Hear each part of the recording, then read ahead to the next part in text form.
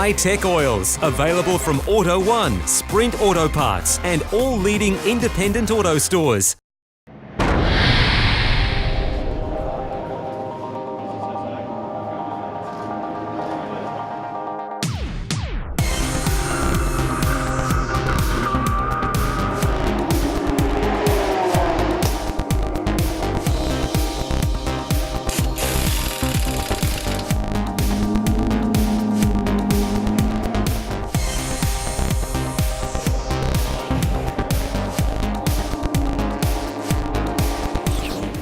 And welcome to Sydney Motorsport Park for the very first Rennsports Motor Racing Festival in Australia. Aaron Noonan, this is a two-day celebration of everything Porsche, both on and off the track. Ron, if you like Porsches, we've got it for you today. There's not just racing, Carrera Cup, GT3 Cup Challenge, historics, there's regularity trials. We've got it all covered. There's even cars from the Porsche Museum that have come from Germany. And if you like what you see, they've gone to the full extreme here at Sydney Motorsport Park this weekend. There's a new car showroom here as well. So if you're a Porsche fan, this is the place to be. Yeah, it's a really interactive event and a very important one also for Porsche Cars Australia. We went and found out why.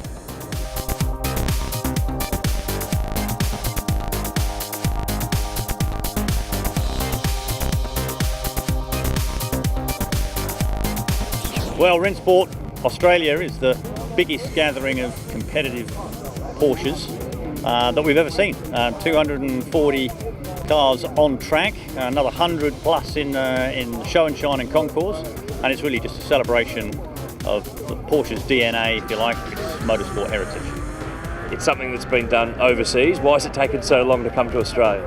Well, yes, it's a lot of planning required. We started this about a year ago. The whole planning set up. It was an idea that was actually started by the Carrera Cup guys who wanted to do a race where they could do an endurance race or have a greater amount of track time. And then that sort of snowballed into this bigger thing, and we obviously knew of and had been to the Rennsport festivities in the US, essentially. Ours is a little different in that we are putting ours with the modern cars, so it's headlined by Carrera Cup. We have Carrera Cup Championship, we have GT3 Cup Challenge, and we brought the historic Porsches in as well, and regularity, and show and shine, and we've tried to put everybody together. Obviously we have fewer cars in this market than somewhere like America, but I reckon we have more enthusiasm. For the future, where could this event go? Will it become a yearly thing, a bi-yearly thing? What's the plan? I think this will be something that we might do every 3 years, similar to what they do in the States. I think, you make it a real event then, and everybody comes together and they make a real effort to do it. If you do it annually, it tends to be more of the, okay, well, I'll skip this year and do next year, and we want it to be as big as it is this year, bigger. Hopefully it'll get bigger. So we'll have a look afterwards. We'll sit down on Monday and have a little chat about it. What about the feedback that you've had from the event in terms of competitors, of enthusiasts, of collectors? General feedback good? Oh, it's been fantastic. I mean, I'm blown away by the enthusiasm people have, and they're so keen to sort of come up and tell us that what a great time they're having and how much they're enjoying it. We've turned on the weather. That always helps. It wasn't quite like this on Thursday and Friday when we were setting up, and so. Overall, I mean, some of the stories are just amazing. People who were, telling me, they were involved with Porsche, actually before I was born, which is quite a long time ago now, and then people who are, really new to it and the younger element, and that's what we want. We just want to sort of create this. We've got a great deal of passion around this brand, and really an event like this brings everybody together in one place, and allows them all to celebrate, what Porsche does best.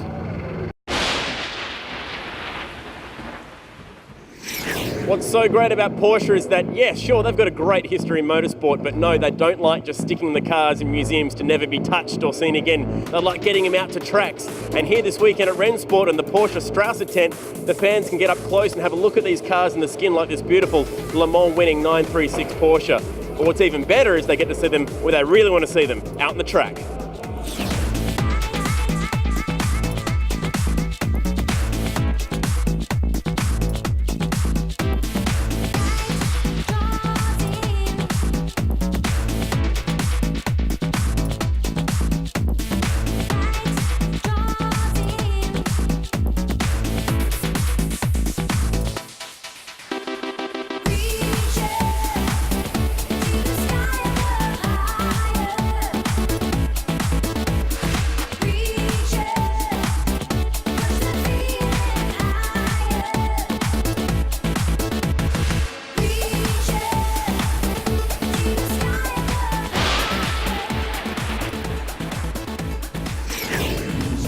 feature piece part of Porsche Rennsport is round 3 of 2013 for Porsche Carrera Cup, and in a first and unique endurance driver format. 2 drivers in each car, both drivers qualifying their combined times sorting the grid for race 1.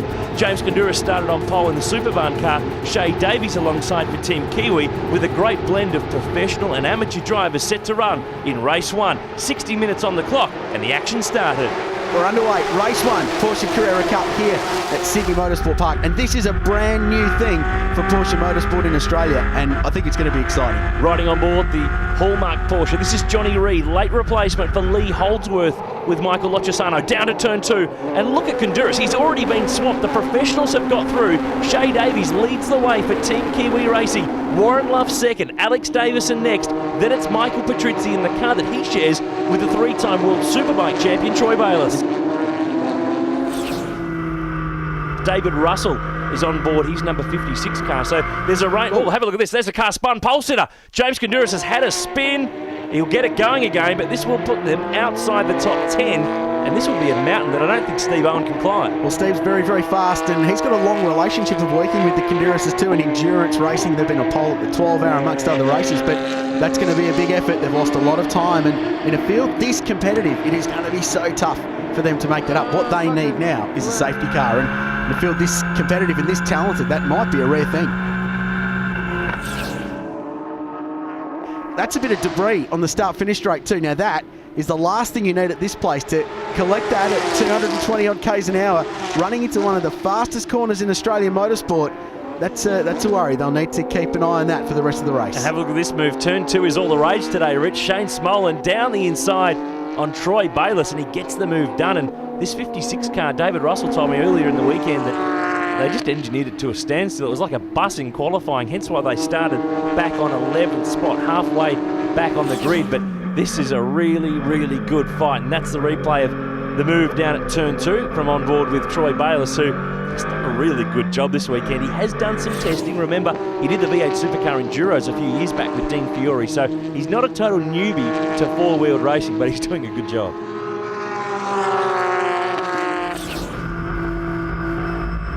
Now this is the car to watch, we think. The 222 entry, Nick Percat, absolutely flying. Down the inside on Theo Kandouris on board Stephen Richards' car, and Percat with 4 green Michelin tyres, brand new. He saved them up, he's using them in this segment of the race. Now, this is a problem. Tony Bates was sitting on target for a top 3 race result here, and looks like it's lost all drive on the exit of turn 1, and he's pulling over. The day is done for he and Alex Davison. Car 222 started 10th on the grid. He is really charging through the field. Look at this move. Down the inside, Troy Bayliss makes a move on Shane Smolin. He goes in wide. Percat's going to have to pick his moment here because these two are having a battle. No, it's Bayliss v Smolin's been going on for about 5 laps, so that's just ongoing. Percat now gets himself in the middle, clears one half of that battle, looks down to turn 4, and it's crucial that now he gets past because he's reeling in the leader at the moment. Great drive by Nick Percat. He'll clear him into 5. He gets it done. Does he? Yes. Just enough racing room left. So the Kotaya Porsche continues to charge forward. 4 new Michelins on this car. It is a rocket ship at the moment, and Percat doing the job. Now this is the battle. Percat right now on the back of Adam Gowans is in the 21 car. This is for the lead. It's game on at Sydney Motorsport Park. And what a drive. The clock's ticking, Rich. This will be, next time around, 1 lap. This is it, last lap. Nick Percat is in sight of the lead of the motor race. This car started 10th on the grid. Rodney James started. Now Adam Gowans, he's going for the win. He does defend at turn 2. He will not make it easy. He knows Percat's faster, but he's not going to go down without a fight. It's been a while for between drinks for Team BRM, the team that runs the 222 car. Great drive out of turn 2, side by side through 3, wraps him up, and Nick Percat goes to the front. What a charge through the field this has been. But this one, Noons, it's all Nick Percat. What a drive. What a way to win too. The first enduro race in Carrera Cup Australia history. Nick Percat and Rodney Jane will break through for Coates Hire at Sydney Motorsport Park. From 10th on the grid, they've come charging through. The enduro format has delivered. Percat and Jane have as well. They pick up race 1 this weekend at Rennsport, and it's congratulations all round for Team BRM. That's a great result. First Carrera Cup victories for both Nick Percat and Rodney Jane for Coates Hire Racing and Team BRM, and that meant that the 222 car would start from pole position for the second race, with the drivers that finished race 1 on the grid for race 2. Set to go, race 2 at Sydney Motorsport Park, and it's a slow start from Nick Percat. Looks like the rest of them have really got away. Down to turn 1, Adam Gowans is through. Look at that, down the inside. Luke Yulden on board the Max Twig Permagard Porsche. They've already started to shuffle Percat back. That's an uncharacteristic slow start, but he's already back down the inside, trying to get third spot back into turn 2 as we've got this great mix again. Professionals and elites, but it's in reverse from race 1. Bayless is wide, Baird's through. Battle for 11th here is raging. Theo Kondouris loses the spot. Now this is the Duvashan Padiachi car that he shares with Jeff Bobbick, the former GT3 Cup race winning and in fact runner-up in that series in the past before. This is really rumbling. They're not even in the top 10. I spoke to the team about Jeff and they said, geez, an enthusiastic guy. And Jeff's always been one to really pump himself up, and he takes his motorsport very seriously. He's just stepped back from the GT3 Cup Challenge Series this year, but was pretty happy to get a phone call from the Padiachis to jump in that car. Have a look at this. That's Theo Kondouris. He's driven straight past Stephen Richards' pit crew. I don't know where he's going or who he thinks he's going to park with, but he's going to have to go through and do another lap, and that's just going to cost them so much track time. Remember, Richards second in the championship coming into this weekend after a strong start to the year, so that's just going to cost them a huge amount of time. And troubles for the McGrath team as well, just getting Shane Smollen out of that car. Car 47 is James Kondouris, so he is the next of the elite class drivers. Davies is wide, Patrizzi's in the gap, so he's the best pro on the road. That could be the motor race. That could effectively have been for the win. Yeah, and every car up the road from now is for track position like this, with James Kondouris and Patrizzi can just bide his time. He will get past eventually. He's quicker, doesn't need to jam it up the inside at turn 4, and he decided not to, so a good move from Michael Patrizzi just to back out. So this race unfolding, evolving. These are the two leading cars, first and second on the road, but they've got elite division drivers behind the wheel, and they're getting mauled down by Patrizzi and Davies, who are the two first pros on the road. This is all coming to a head at the end of this race, exactly like it did in race 1, and that's what we like so much about this format, Noons.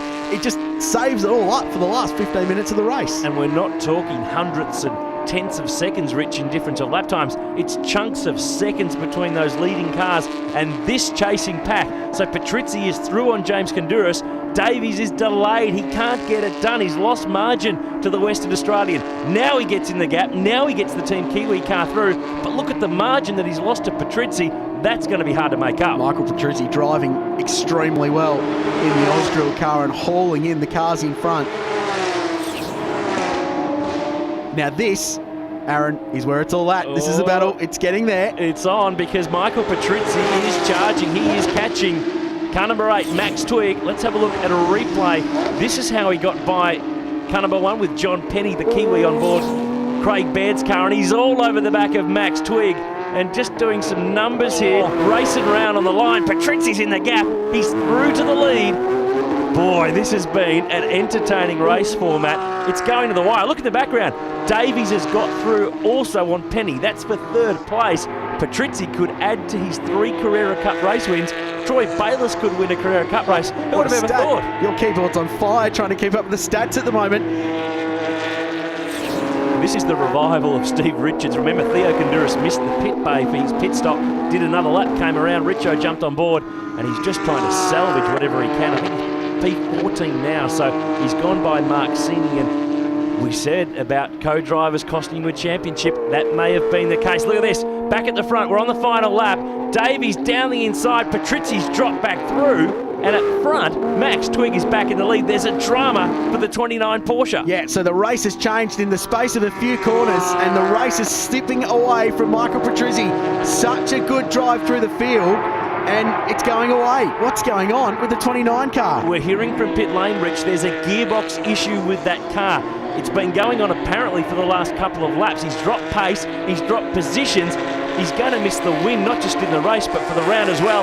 Max Twig is on target to win the weekend and the race. Max Twig, Rich, made his Carrera Cup debut at Bathurst in 2006. He's worked his way up through the field. He's become the star of the elite category. Today, he's going to win a race outright. He'll pick up round 3 at the Porsche Rennsport event at Sydney Motorsport Park. It's Twig and Yulden who claim the round in the race, and it's a 1-2 for the team because the Team Kiwi car is home second. More firsts in this race with Max Twig finally breaking through for his maiden Carrera Cup race victory. Luke Yulden was alongside him, Davies and Gowans were second, and Warren Luff and Jeff Emery completed the podium.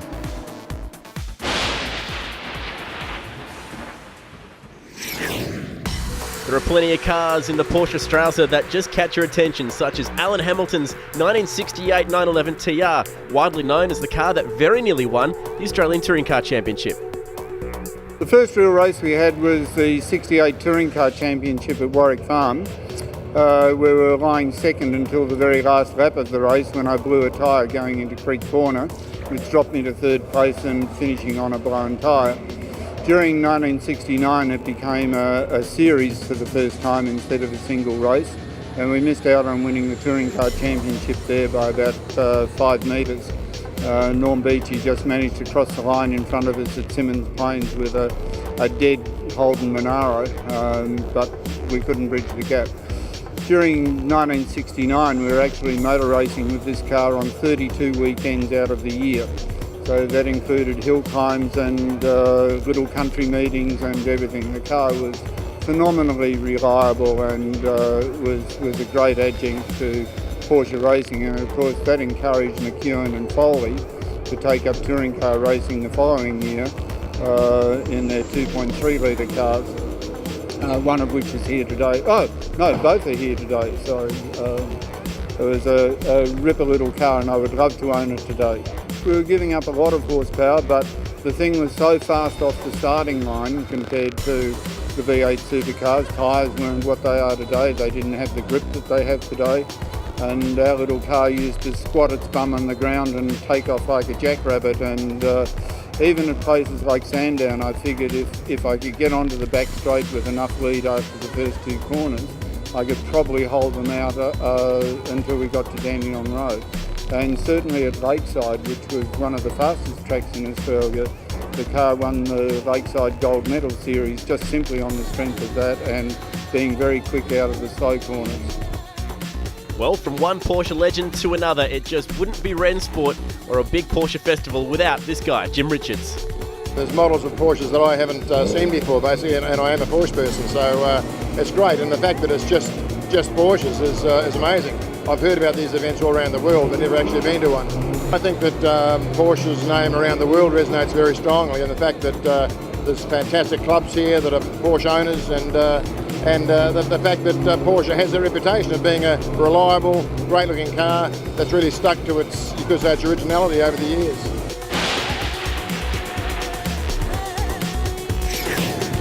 Stay with us after the break. More action from Porsche Rennsport at Sydney Motorsport Park.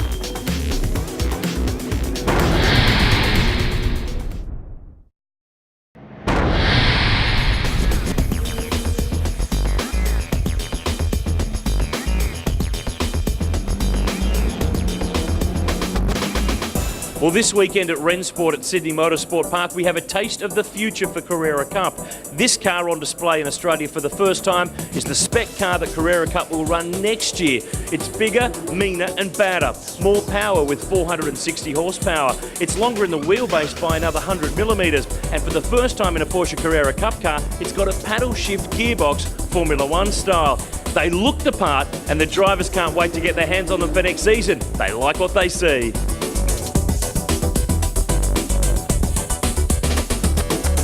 See the real evolution of the car through the new 991 model, but I think the bigger tyres and a round of bulbous headlights and stuff, it's a cool looking bit of gear. It's really good. Oh, it's great. The paddle shift's going to make it so much different and I suppose a little bit easier than the current system, so really looking forward. Can't wait to get in it. It's a wider track and wider wheels, the rear wing's bigger, so the aero's going to be fantastic on it. It just looks tough. Yeah, looks good. Reminds me a little bit of the Cup S, and the paddle shift is certainly one good feature, but I think the aero certainly excites me. The process now, we can run a blooper in the car, but I think the paddle shift will make it easier. It's one less thing to worry about, to have to take hand off the steering wheel, so it should hopefully hedge the gap just a fraction. Carrera Cup's always been a bit raw, and all their road cars are heading in that direction with PDK transmissions and things like that. So the good thing is, the easier it makes it for some of the less professional drivers, the more people we can get into the category. They want to make sure that every model evolution is a slight performance gain, and it's still a very raw car. You know, there's no ABS. It's all about the driver and being able to work with a very limited toolbox to make the car go. But I think moving forward, it's the right way to go for a Carrera Cup for sure. I'm keen. I'm really keen. I can't wait. They've got to put my number on one of those cars.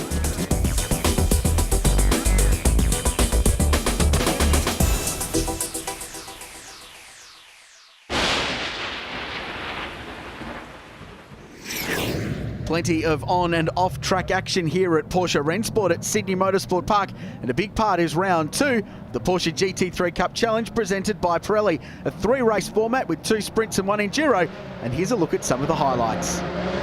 There's some good starts. Stephen Grove got away very well. Grant Sparks in the 44, a solid start, but it was the 2 men that battled for round 1 on us at Malala, dicing for the lead through turn 1. Armand led early. Great move by Muscat up the inside. Little bit of a touch between the 2, and he led the field up to that very tight turn 2. John Goodacre to 3rd. The South Australian Chad was going very well. Phil Woodbury next, and Fraser Ross running inside the top 5. Important to mention also, Kralsey, this weekend we've got the differentiating markers between the elite and pros here this week. We'll talk a bit more about that as the weekend goes on. Another good move up the inside. John Morris, one of the elite drivers this weekend, up the inside of Stephen Grove.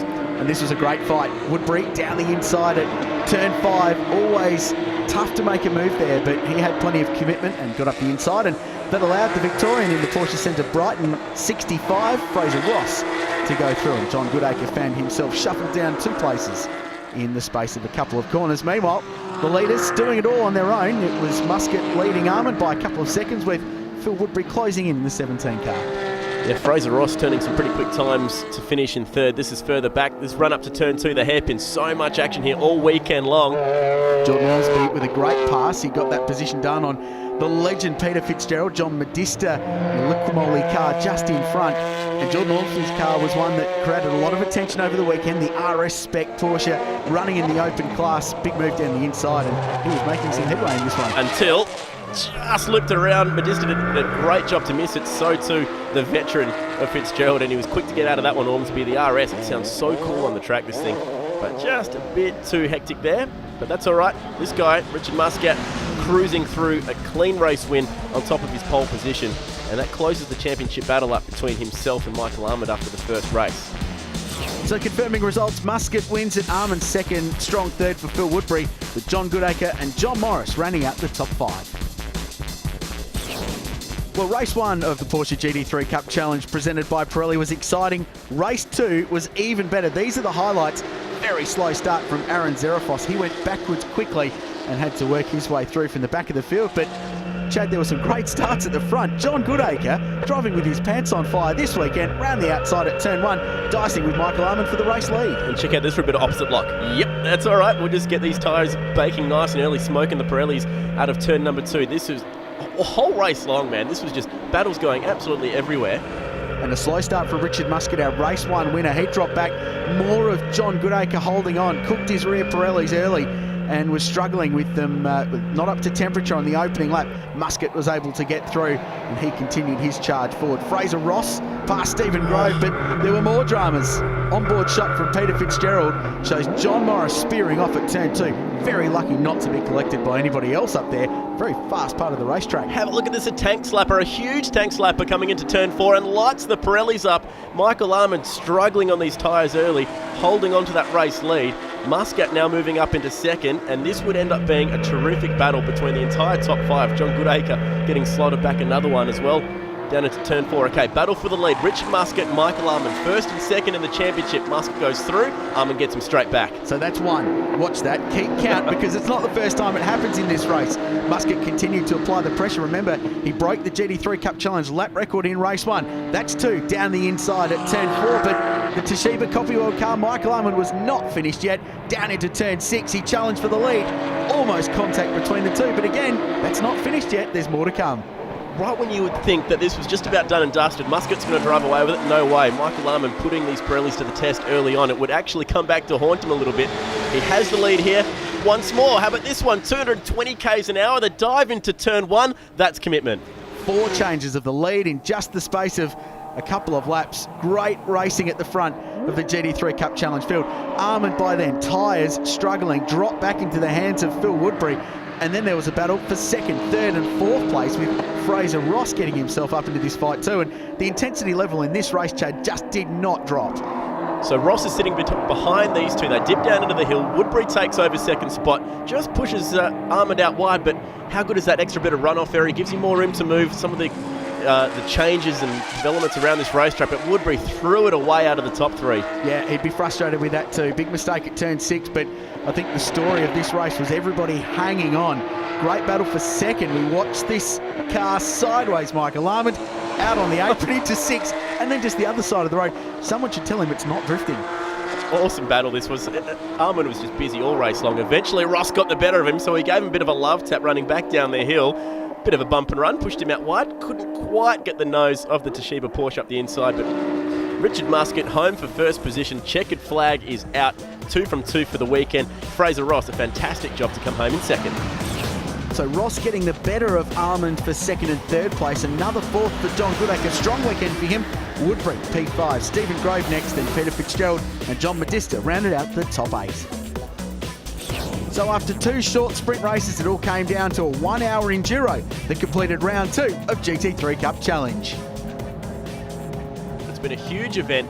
It's culminating in this monster 1-hour race. The 2 leaders are slow to get away, and once again John Goodacre splits the middle and should lead them into 1. Long time GT3 Cup Challenge racer Terry Knight on the headset with John Goodacre this season and be coaching him through a bit of contact at the back. Sparks got a hit there at turn 1, the last place you want to do that, but it looks like he's survived. One of the Rentcourt Porsches going through. He's got a tyre going down, I reckon. Yeah, he's going backwards quickly. Meanwhile, turn 2, Goodacre leads. Armand 2nd. 3 races this weekend so far. Richard Muscat has gone backwards on the start 3 times. Fortunately, he's got plenty of car speed to work his way forward. This could be the chance for Muscat up the inside of his good sparring partner Michael Arman, and that is a regulation move around here, copybook stuff. He's got plenty of grip, good corner exit there out of turn 1 too. We saw him make moves there in race 2 in the 2nd of the 2 sprint races and was able to clear cars through the mid corner at 1, so his car's operating really well. So the South Australian and the Victorian, Chad, having a bit of a battle for the race lead. That won't add to the fire there at all, I'm sure, as Peter Fitzgerald now in his 2nd round of GT3 Cup said at Mallala that I think this might just be a one-off, but we'll see how we go. And no, we'll go to Rennsport, and I think we'll go to round 3 as well. He's been going well. Down the inside at turn 1, 220 k's an hour, and Muscat clears Goodacre for the lead. It's such a wild spot to put a move on someone that if you come together, if the guy on the outside doesn't see you in time for the turn in, as Armand also wants to get the move done on Goodacre as well, it's not going to quite happen there. They just run it out wide in turn 2. You can take so many different lines through there. But in that turn 1 area, if you touch at 200 k's an hour there, you can have a monumental accident. Well, it takes 2 drivers to make a move like that. It takes commitment from Muscat to fire it up the inside, as we see Armand trying to do the same thing at turn 4. Similar kind of corner, not quite as fast, but it was good on John Goodacre to give him racing room to move out into the marbles on the outside of the circuit and just let him go through and take that lead. Good fight for 2nd place. Armand now down the inside. Was hanging on for dear life in race 2. Might have cooked the Pirellis a little bit too hard too early and plenty of sliding round, but boy, he's been good this season. And this is a desperate battle for Michael Armand because the race leader, your championship leader, is getting away from him. He doesn't want to make contact and get himself a penalty, or he had a little bit of a tag with Fraser Ross. But here we go, Goodacre runs out wide. There's just that little bit more room to play with out there. They're going to go side by side towards the top end of the circuit. Just gets through, so now he's moved into 2nd and he can set his sights on the race leader. He's got a lot of time to make up that gap. And this is Goodacre once more, and Fraser Ross, who's desperately trying to make up some positions after a slow start, and he's just got the drive through there. Side by side through turn 5, Goodacre holding on, knows where to position his car without getting into too much trouble, and that actually worked really well for Fraser. He played that nicely. Did the switch back outside to inside at 6 and gets through. And Turn 6 is one of the parts they've really worked on this racetrack. They've reprofiled that corner at the start of the 2012 racing season, and it's allowed for much more overtaking. There used to be that annoying little dogleg going into it, which drivers said was good fun to drive, but it didn't make for good overtaking. That's Indram Padiachi off the road in the 35 Rentcorp car. 2 cars from Rentcorp Motorsport this weekend. Of the Padiachi name sounds familiar because his son Devarshan running in Porsche Carrera Cup this season. Just got on the gas a little bit too early. It's so easy to do. Rennsport, what a great event it's been so far in these 911s on track, celebrating 50 years of the 911 as a matter of fact.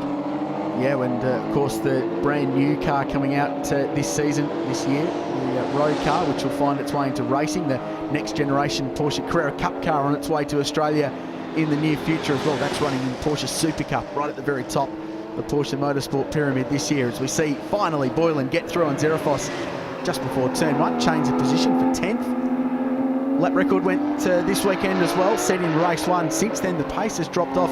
Sydney Motorsport Park tends to change a lot over the course of a day in terms of track temperature and the lap times it can produce, but that man Richard Muscat, qualifying lap record, smashed the lap record in race 1. He's been good. He's had to work for it though, hasn't he? It's never gone all his way in one of these races. He's pulled out a bit of a lead here and he's actually starting to work his way through a bit of traffic, including, we saw him just go around Anthony Skinner and now Jack Feller, who's the only, well now West Aussie we can say in the field, like you were saying earlier, the former powerboat racer. This is Muscat. Brake lights blazing, picking his way through Boylan. Oh, and into the tyres. So between turn 4 and 5. So easy to do in that change of direction. If you just get out on the left-hand side of that rear Pirelli tyre, it's the side that actually doesn't have a lot of work to do, so you might not change it throughout the weekend, and it can just catch you out, and that's an awkward spot to pull back in front of the racetrack. Boylan's done a reasonable job. Not a massive amount of damage to the Boylan refrigeration entry, just crashed on the outside. We say this a lot about that corner. It's not the first time anyone's crashed there, and it certainly won't be the last.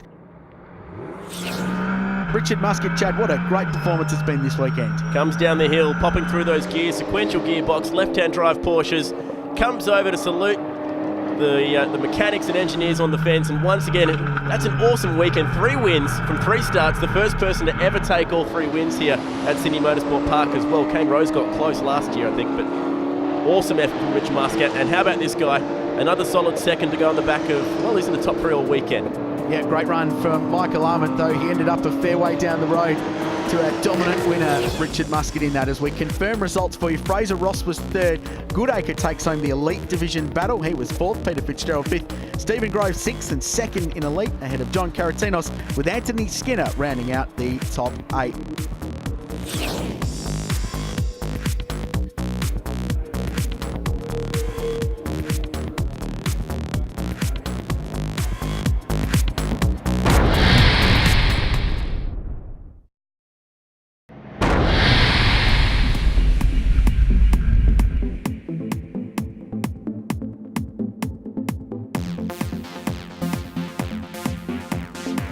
The Porsche Driving School has a presence here at the Rennsports Festival.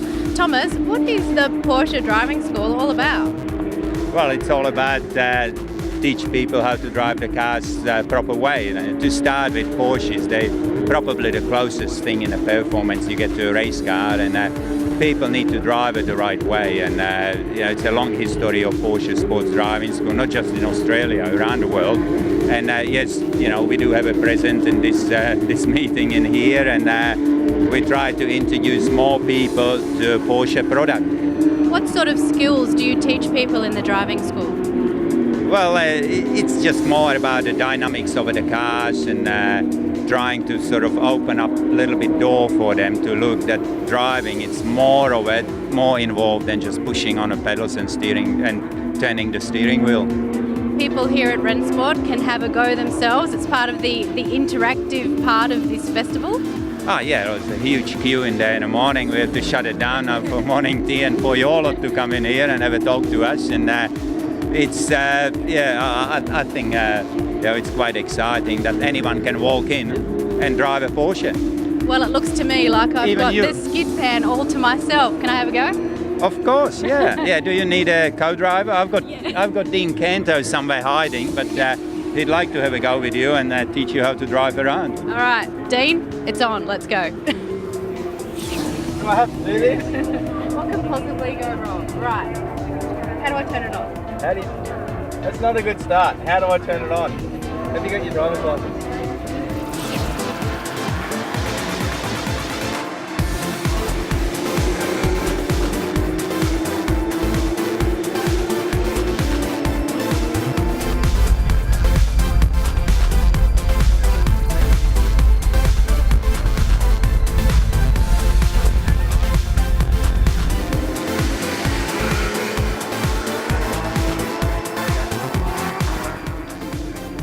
Thanks, Dino. That was awesome. These things actually go all right. I think they sell them up the hill. I might have to go and put one on Aaron's credit card.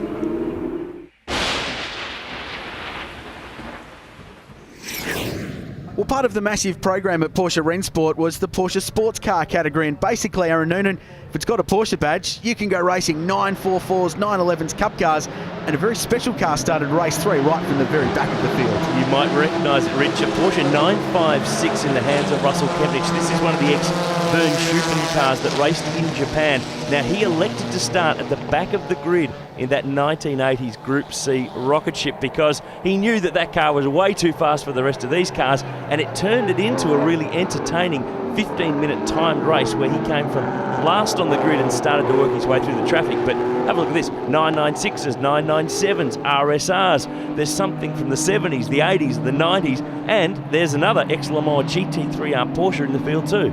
William Holzheimer was the man who led early in the 22.996 GT3 Cup car, but Bill Pine, the number 10, he was a feature in this race as well. And the Porsche 944 is part of the Victorian series. A lot of those guys made the trip up here to Sydney Motorsport Park, but there is that amazing Le Mans spec 956C Porsche. Incredible car. And there's Phil Holzberger's entry that he's had in Australia since 2005, brought it from the Racers Group directly from where it was running in the American Le Mans Series. It remains in the same spec with the same livery. Very cool piece of Porsche racing heritage. And it won its class, Rich, at the 2002 Le Mans 24-hour race that I was lucky enough to actually be at and see that car in action. But Porsche sports cars, anything and everything here. Pretty much, if you've got a Porsche, you can run. We saw a shot there of Paul Gertin, the number 75 Carrera. A bit of everything, but the problem was for everybody else, including Jeremy Norris here in the number 92 GT3, no match for a 956 from the 1980s. Well, Russell running round through traffic doing 1 minute 33s at Sydney Motorsport Park, not too far off the outright pace at the front of the Porsche Carrera Cup field, which is pretty remarkable given the age of the car and the fact he would have been taking it easy. Don't want to put a scratch on it. The 944s, however, did things a little bit differently. The 47 car got turned round. John Stanek, one of the many 944s running in this field, and they just went to war like they always do. And they went to war not just with one another, but with everybody else that was in the field. 23 cars on the grid for this final race of 3 for the weekend in the Porsche sports car category. Outside the top 10, the fights were just as good as they were inside the top 10. Lots of familiar names that ran at the front. Bill Pine, Greg Keane, Amanda Sparks, we know from Touring Car Masters as well, but the action outside the top 10 was just as good. Yeah, John Goddard was attacking Mark Lauke, the South Australian, in his older spec 911, but Russ Kempnich, meanwhile, got himself to the front of the field and started driving away, as you'd expect from this car, but this wasn't so much, Noons, about the race result, it was about seeing this cool car in action. Absolutely, Rich. 32 seconds clear, he crossed the line. 15 minutes at the end of race 3, 7 laps completed, and a country mile back to second place, which went right down to the wire. Yeah, Phil Holzberger got a good run on Bill Pye, very experienced Porsche racer, a former Porsche Cup champion in his own right, and it was a drag race between 911s new and old, and at the end, Phil Holzberger just got there at the checkered flag at the end of a 15-minute race that turned out to be 7 laps here at Sydney Motorsport Park. Very entertaining one. Greg Keane finished 4th of another familiar Porsche name. Michael Clout was next. Jeremy Norris, Amanda Sparks raced to 7th, and Stannard was 8th. Tom McGann, best of the 944s in P9 from Graham Smith. John Pooley next, and Steve Webb in position 12.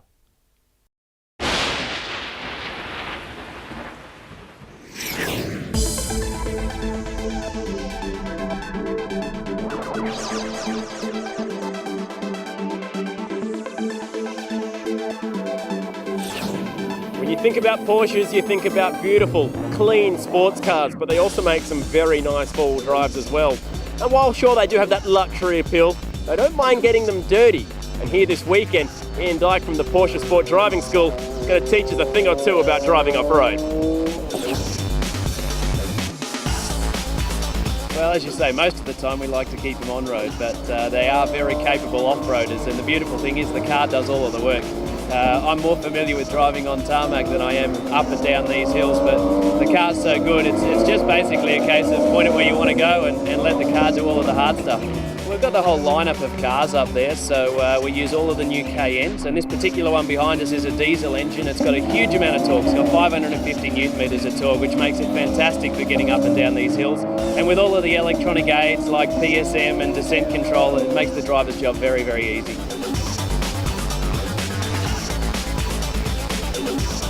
From inside the car, you wouldn't expect it to be going off-road. It's very comfortable and it's very neat and tidy in there. So as you say, it's a bit hard to see the extremities of the vehicle, but as you drive around, you get familiar with the size of the car. It's really easy.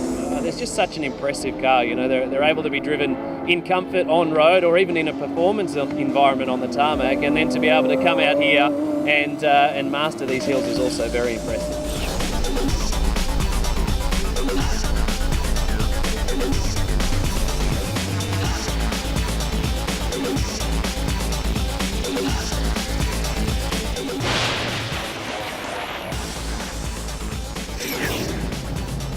Plenty of on-track activity at Rennsport, and the Porsche Historics with Group S and Group N made for a big field. They had 3 races for the weekend. Let's take a look at the highlights of races 2 and 3. And Richard Craill, Group N Porsches in this category, they raced as touring cars from the mid-60s through to the end of 1972. And Group S, production sports cars, is a growing category in Australia. Porsches of all models, as long as they were built before the end of 1977. So the mix and blend in this racing this weekend at Rennsport has been fantastic.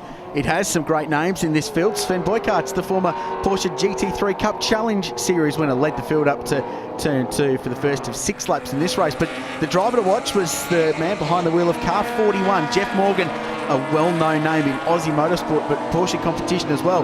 He didn't finish the first race, started this one from the back of the field, very quickly made quick work of charging through it. And set the fastest lap of the race, a 1 minute 46.21. It was significantly faster than anything that any other driver could put onto the racetrack. Having a look here at Wayne Seabrook in the 68 911, slipping down the inside and picking up a spot on Peter Eames, who would also become a DNF in this race. Sven Boykaert, you mentioned, ran at the front. He was in and among some of the fast cars early, but Jeff Morgan was the guy who really would be the one to watch. Sven Boykaert ended up not finishing this race, but the fight was really good at the front. Yeah, Stan Adler made his way past Big Sven up at turn 2, managed to get the position. Sven had taken some time away from racing the last couple of years to grow his family down in his native Victoria, but nice to see him back behind the wheel of that very lovely Porsche Carrera, the 11 car there on screen. But Jeff Morgan was charging his way through the field and at one point was lapping 2 seconds a lap quicker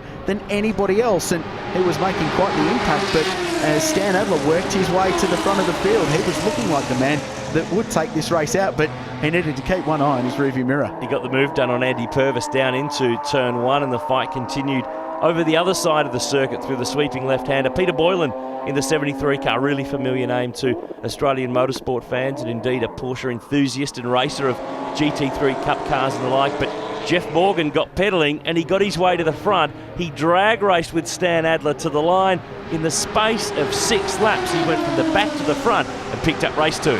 It would mean he would start the 3rd race from pole position. A great drive, but unfortunately for Jeff, he didn't get his car off the line particularly well, and he'd end up having to do all that work again, although not quite as much, it had to be said, as race 2. No, and it was great to see so many cars in this category over the course of the weekend. 28 lined up on the grid for the 3rd race. Usually, after 3 races, you start to lose a couple of these cars, but up front, the fight would be on again down to turn 2. Purvis and Adler, who had been dicing in race 2, ended up back on track together at race 3. It would change things a little bit, as you will see very shortly. It would. The 17 car Purvis made a good start though and led the field round the back of Sydney Motorsport Park. There was dramas for Wayne Seabrook, who ran pretty strongly inside the top 10 in race 2. And this is what would happen. Contact down at turn 4 and an unfortunate ending. The 2 leaders crashing themselves out of the race. And plenty of damage for both of them. Luckily, though, the historic category this weekend, sponsored by Exclusive Bodyworks, both would need some. It would also bring out the safety car, Rich. It would do a couple of slow laps, bunch the field up. Peter Boylan led us back to the restart line, and it turned into a 2-lap dash to the line, and pretty quickly it became a 4-car fight for the win. Jeff Morgan, race 2 winner, closing right on in, but everybody else was really asleep on the restart. No one was able to go with his top 4. And remember, a slow start for our race 2 winner Morgan. He was still trying to work his way back to the lead, and then the 56 car Anthony Compton and Brian Taylor, that bright blue number 77, trying to fight for the minor spots on the podium behind the 2 race leaders. They run up to turn 2. This was the next lap around. Whoa! Massive moment for the 56. Great save. That very easily, Rich, could have ended up on the inside concrete wall, Thomas Mazira style. He ended up there one day, but luckily Compton didn't, and he was down the inside on Taylor at turn 2 in what was a pretty hectic fight to the flag. But Jeff Morgan slipped away, and they wouldn't catch him. He would eventually take 2 wins from 3 for the weekend. He'd lead them home. Boylan in second. Compton managed to hang on and finish third. Taylor fourth, and Bob Fraser P5.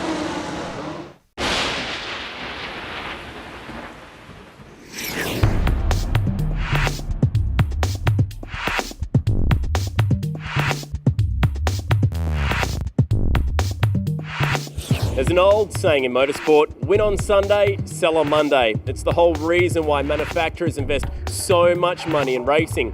But Porsche, well, they like to do things just a little bit differently. So here at Rennsport this weekend, they've constructed a whole new car dealership right next to the racetrack. So this weekend it just might be win on Sunday, sell on Sunday.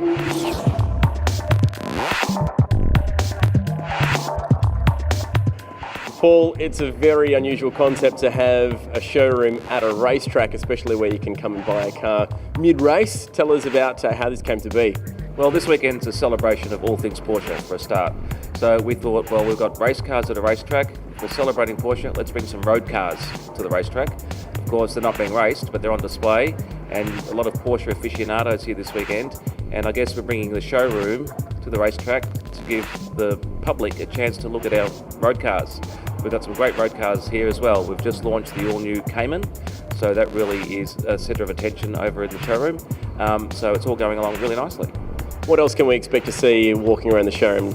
Lots of glitz and glamour, lots of special cars. We've got a couple of 911s over there that are really special. One with a body kit, which looks really, really good.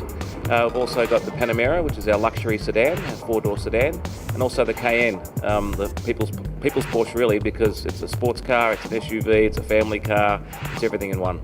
The parent company back in Germany be kind of proud of this because at the Nordschleife you can walk around the different car dealerships as well, so there's a little bit of German in that.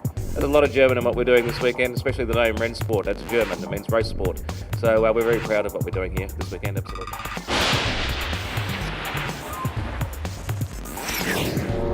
Well, it's a great weekend at Porsche Rennsport at Sydney Motorsport Park, and it's not just about the action that is on the track in terms of racing, Richard Quayle, it's also about regularity, and if you've never seen this before, it's a race that's not a race, but it's a race. Hear me out. This is a case of nominating a lap time for your car and then sticking to it. So the winner is the driver who stays as close to their time as they can. There's penalty points awarded, 1 point gained for every 10th of a second over your nominated time, 2 points for every 10th under your nominated time. The aim of the game is to be the most consistent, not the fastest. And that means that cars like this beautiful Porsche 356 Speedster we were just looking at can compete with modern stuff like the Porsche Cayman and the 911s that are in this Division 1. 3 divisions running here at Rennsport, Aaron, and just allows everybody that runs a Porsche basically to get some track time. And Division 1 for the older cars, so the 356s from the 40s, 50s and 60s, the first generation and era of 911s from the 60s and the early 70s. And for instance, Stuart Webster here, the 356 Porsche, one of the slowest nominated timed cars, but in the end, because he's done such a good job of staying to that time, in run 2, he was 4th out of a field of 24. Moving on to the second regularity class. So in this slightly later model cars, the performance took a step forward and the nominated times got that little bit quicker, and the faster you go, the harder it is to be consistent and hit that nominated time to score your points. And the cars in this category, Rich, mainly from 1974 to about 1994, so a nice blend of 2 decades, 911s, 944s, 968s, all sorts of cars in and among here, and you notice that there's a really great blend, but it's not a hardcore race. There's no one passing here and there. It's a case of keeping to the lap time and doing the best job. 35 cars taking part in Division 2. It was the biggest field of the weekend, and of course some of the familiar names, Richard, that are on the lists of some of these regularity trials we've seen before. Ray Golson, former Bathurst 1000 racer, and his son Graham was in the 3rd division of regularity, which had its final run as the lights started to fade. The lights came on, and it added a little bit more atmosphere to the final session of the day. Yeah, former V8 racer Mark Poole running amongst the field as well, cutting some laps, and he prepares Porsches out of his Adelaide base now for a couple of different series. Regularity 3 took it a step further. Some great outright cool cars, some more modern machinery. And once again, that pace got a little bit quicker. And some cool names in this too. Aaron Michael Stahl, the well-regarded journalist, road testing a brand new 2013 spec Porsche Cayman. A great way to find out how the new Porsches go. And there is Graham Golson in that number 1 car. In the end, though, on this run, Tanya Bennett in the number 2 GT3 RS would have the best job, just earning 14 points. Of course, the less points that you get, the better your result. She ended up in front of Michael Stahl on 19 points after 5 laps. So it was all a case of nominating a time, staying to it, even in the fading light and with a little bit of traffic on the road to contend with too. And regularity so important to Porsche racing in Australia and around the world. It's in the Porsche pyramid of motorsport, the club level scene. So important to the Porsche brand, and it steps up through the pyramid to GT3 Cup racing, to Carrera Cup, and then the International Porsche Super Cup that runs alongside Formula One.